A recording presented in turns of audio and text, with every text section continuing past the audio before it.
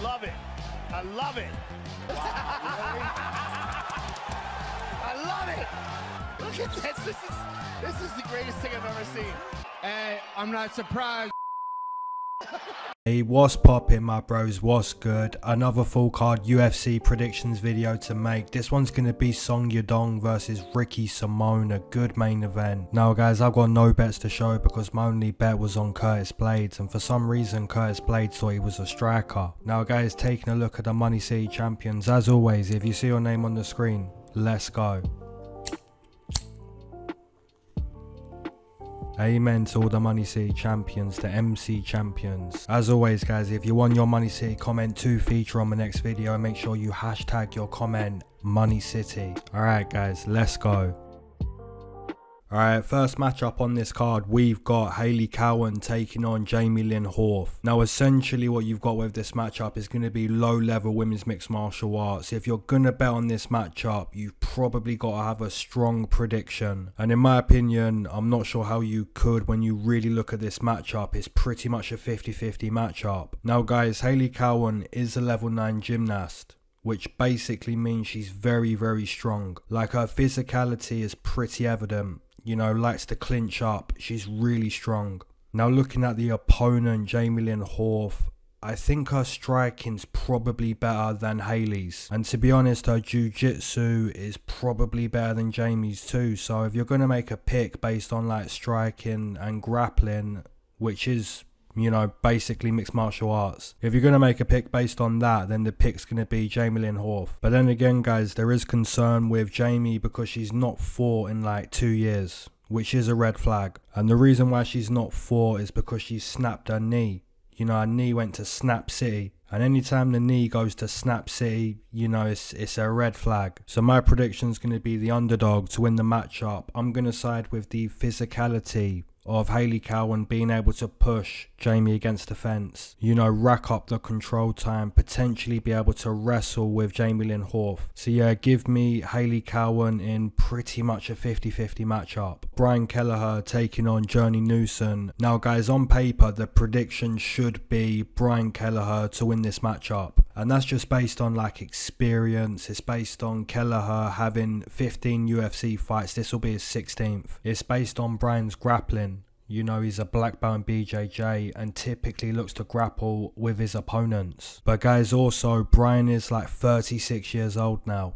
You know, and if you go back and rewatch his fight with Kevin Kroom, he was kinda hittable. You go back and rewatch his fight with Mario Batista. Mario Batista just mauled him. But then again, Mario is way better than Newson. Now guys, looking at Newson, if we're gonna like judge Newson based on his UFC record, if we're gonna do that, then we're gonna say that Journey's not that good. But if you go back and rewatch his last 2 fights, he's actually not bad. You know, if you rewatch those fights, he kinda shows he's pretty quick. His footwork is pretty good. And also his kicking ability is pretty evident. You know, it's pretty good. It would also be fair to note that his takedown defense wasn't the best against Morozov, which is kinda a concern against Brian Kelleher. Now Brian is probably going to try to grapple with Newson, and there is a fair chance that his grappling could be successful. But guys, if we're wrong and Brian doesn't get this fight to the mat and this ends up being a kickboxing matchup, then that's a 50-50 fight in my opinion. And really, to be honest, I would expect Newson to kinda show his footwork and his kicks and his speed. So if you're going to take a shot on Newson, the underdog, you probably want to see a striking matchup. And I'm going to advise that the underdog is probably the better way to go with this matchup. Like, don't get me wrong, Kelleher's got the grappling, but if we stay off the mat,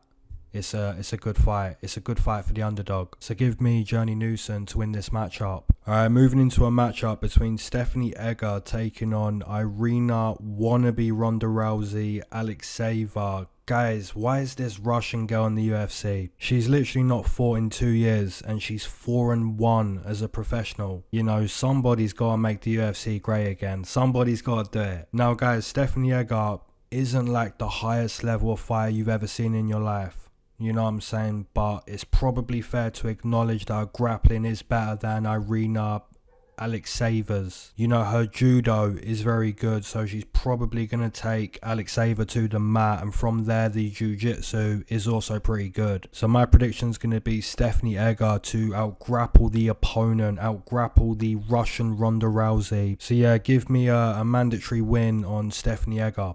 Moving into a matchup between Cody Durden taking on Charles Johnson, a pretty good matchup. So let's start with breaking down Cody Durden. Essentially what you've got is a good wrestler. You know, Cody's ability to get opponents to the mat is pretty much what makes him a good mixed martial artist. I took Durden as an underdog in his last matchup against Carlos Motta, and he did do pretty good in that matchup, you know, wrestling round in, round out. And that's what Cody needed to do to win that fight. You know, Carlos didn't prepare, and Cody did, and he showed us that, you know, wrestling round in, round out successfully. But guys, Cody Durden, in my opinion, isn't that good on the feet. You know, his striking is technically not good enough. It was against JP Bays, but I don't think it's going to be effective against Charles Johnson. Now guys, Charles Johnson has had a couple interesting performances. His performance against Zalgas was pretty bad, and arguably one of the clearest robberies we've ever seen. You know, a massive robbery. Now guys, Charles Johnson did bounce back from that performance with a really nice dominant win over Jimmy Flick. And you could play the whole MMA math trick, you know, Charles Johnson beat Jimmy Flick and Cody Durden lost to Jimmy Flick.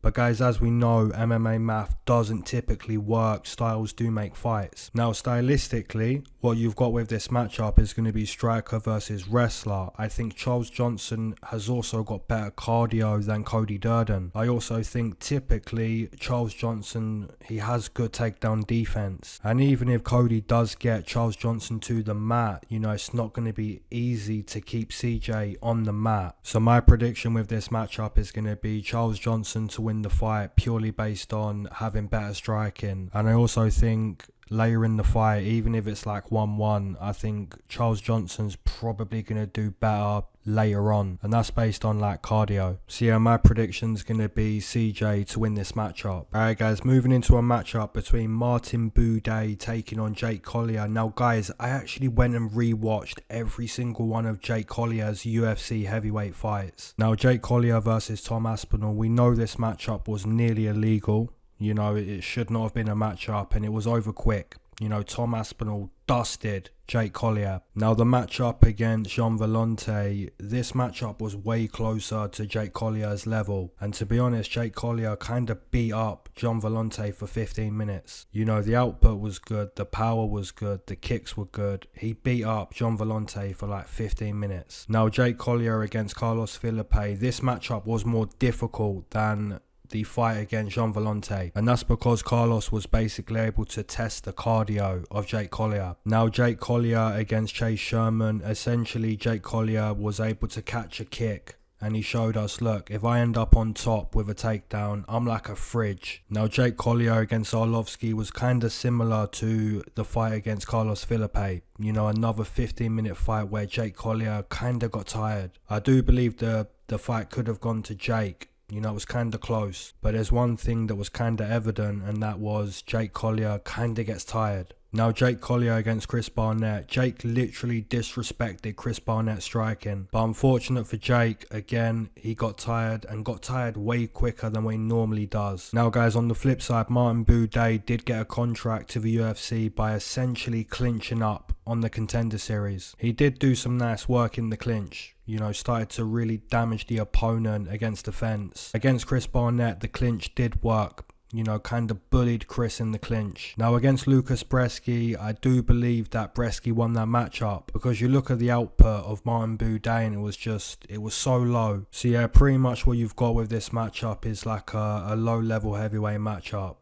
You know, Jake Collier's not super good, and neither is Martin Buday. But yeah guys, gun to my head, if I had to make a pick, gun to the head, I'm going to side with Martin Buday based on cardio. If Jake Collier gets tired, I think Martin Buday is just going to kind of outwork him. Alright guys, moving into the next matchup, we've got Josh Quinlan taking on Trey Waters. Now guys, initially Josh Quinlan was supposed to fight Lusa, which is a shame because I was liking Josh Quinlan at like plus 120. Now he's scheduled to fight Trey Waters, which is a very different opponent. You know, Trey Waters is like 6'5", very tall, very rangy, which is something Looser wasn't, or Looser isn't. So guys, in terms of styles, this is a very different fight for Josh Quinlan.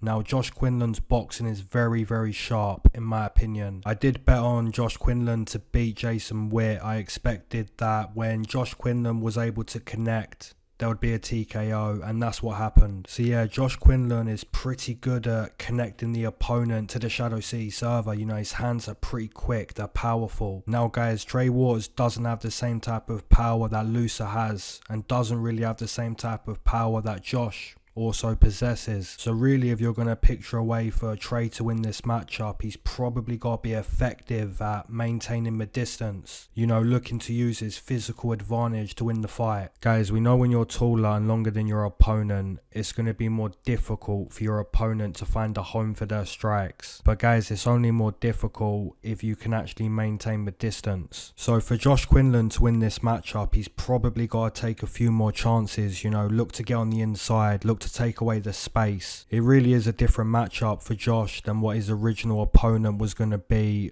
But I do think if Josh can work his way on the inside and land a big shot, more than likely I do believe that Quinlan could TKO Trey Waters. So that's going to be my pick. I'm still going to side with Josh Quinlan to win this matchup. And also guys, if you go rewatch Trey Waters in his most recent fight, he wasn't even like too active. You know, he wasn't doing too much. He was just waiting for like a good counter punch. And he did find that shot. But against Quinlan, it may be more difficult. If you guys waited to smoke with me, that's an amen. If you've been smoking this whole time, that's a double amen. If you're not a smoker but you enjoy the smoke breaks, that's always been a triple amen. Let's go. Hey guys, I hope you had a blessed 420, a good 420. I feel like people don't even mention 420 anymore. You know, it's kind of like people have been stoners for so long that it's 420 anytime you roll a blunt. So why am I gonna get excited on 420? Every day it could be 420, you know what I'm saying? But I'm not advising anyone to smoke every day. That's not what I'm saying. Guys, I'm not gonna lie. Next week, Henry Cejudo, the return of the little man. Hey guys, I cannot wait. I cannot wait. Kinda reminds me of Hasbulla.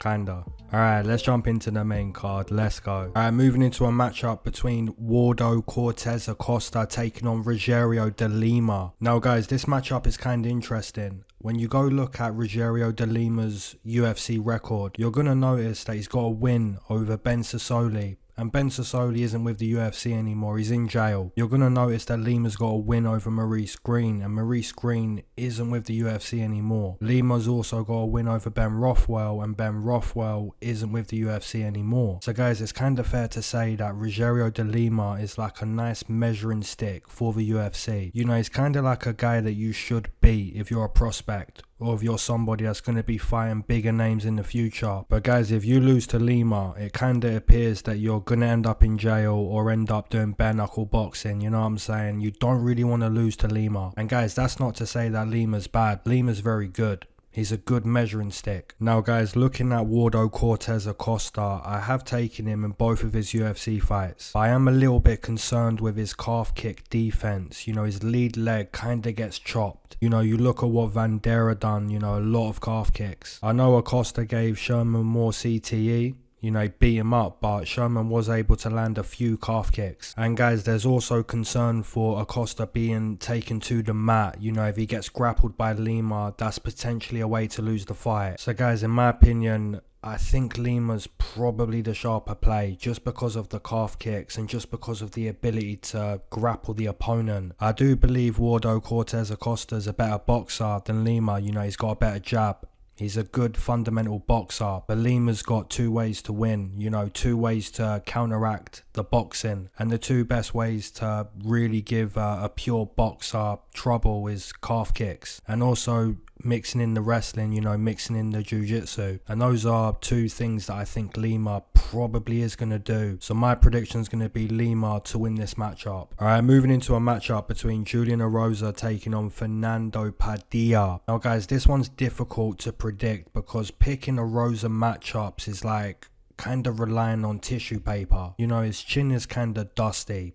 So if you pick Julian Erosa, there's always a chance the chin's just gonna, you know, dust. Guys, it's also fair to say that Julian Erosa's not the most technical. Like, there's times where he's going to end up in the pocket swinging. And we know that when you're in the pocket swinging, there's a chance that your chin is going to get clipped. Guys, you could make the point that Erosa would have the grappling advantage, you know, the ground advantage, but I'm not exactly sure that he's going to choose to use the grappling until later in the fight. You know, there's times where Julian will finish the fight late with his grappling, but it's usually when the opponent is fatigued.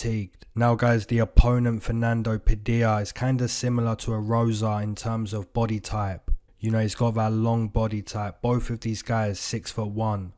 So it's kind of a mirror match in terms of like body types. And to be honest, Padilla's striking's pretty good. Like, his boxing's okay, his kicks are okay. I think Erosa could potentially start to take over, you know, in the middle of round 2, start to really take over the fight. But I also think Padilla's boxing is good enough to potentially sleep Julian Erosa. Guys, in my opinion, in terms of betting, I think the only real bet to make on this matchup is the underdog or pass. But yeah, in terms of a prediction, I do slightly lean with Julian Erosa. So yeah, give me Julian Erosa to win the matchup, but yeah, his price is a little bit too much. Moving into a matchup between Cody Brundage taking on Rodolfo Vieira. Now guys, this is actually an interesting matchup because when you go back and rewatch the fights of Cody Brundage, you're rewatching all of his UFC fights and you're going to notice that he's always shooting for a takedown. You know, always trying to initiate the grappling with his opponents. And that's pretty interesting because when you look at the opponent that Cody has, Rodolfo Vieira, if you're Cody Brundage, do you want to grapple with Rodolfo Vieira,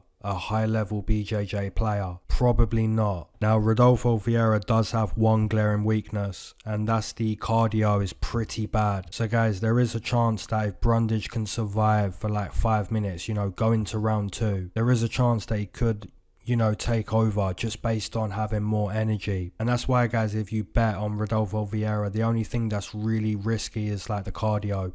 You know, his skill is very good. His jiu-jitsu is very, very good. Yeah, guys, I'm not going to pick Cody Brundage to win this matchup. Give me Rodolfo Vieira, the high-level BJJ player. I think he's going to submit Cody round 1. If it does go into round 2, I could potentially be wrong with this prediction. But yeah, give me Rodolfo to win this matchup. Alright guys, moving into the co-main event, we've got Borralho taking on Oleksiejczuk. This is a good co-main event. Now guys, Borralho is a physical monster. This guy's a big 185er. His teeps on the feet are pretty good, but he's not really a striker. You know, he's mainly about grappling. His ability to close the distance is also pretty good, but his ability to get the opponent to the mat is even better. So that's really what Borralho wants to do, and that's what he's been doing. You know, taking the opponent to the mat, imposing the grappling. And his jiu-jitsu is also really good. Now guys, on the flip side, Oleksiejczuk is definitely more experienced. He's definitely a better boxer, but his boxing advantage isn't really going to count for much if he's on the mat.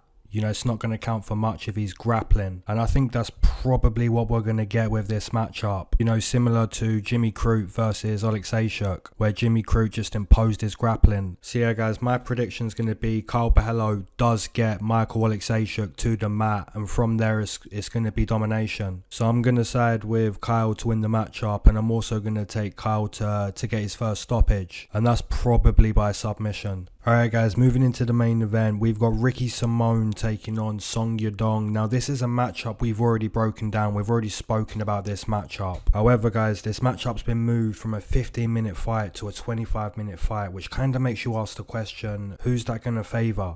You know, who's going to have the better round 4, the better round 5 if we do see those rounds? Now guys, in my opinion, this matchup kind of gives me the same vibes as like Petr Yan versus Merab Dvalishvili. It kind of gives me the same vibes. Now my prediction's not going to be Ricky Simón to win the fight, but I give that example of Petr Yan and Merab just because it could play out similar. And really what Merab done to win that matchup was set his own pace. You know, he made Peter fight at his pace. Now in my opinion, if Ricky Simón does want to win this matchup, he's kind of got to do the same thing. You know, make Yadong tired. Make this guy tired. And if Ricky Simón can do that, he can probably win round 4 probably win round 5 based on Song being kinda tired from the pace. However guys, the flip side could be that Song Yadong is just really finding a home for his strikes on the feet. You know, Song is setting his own pace and he's having success with all of his striking, which kinda makes you think back to Rob Font versus Ricky Simone, where Rob Font was just finding a home for the jab, you know, fully in control of that matchup. But yeah guys, I do believe this main event is just a very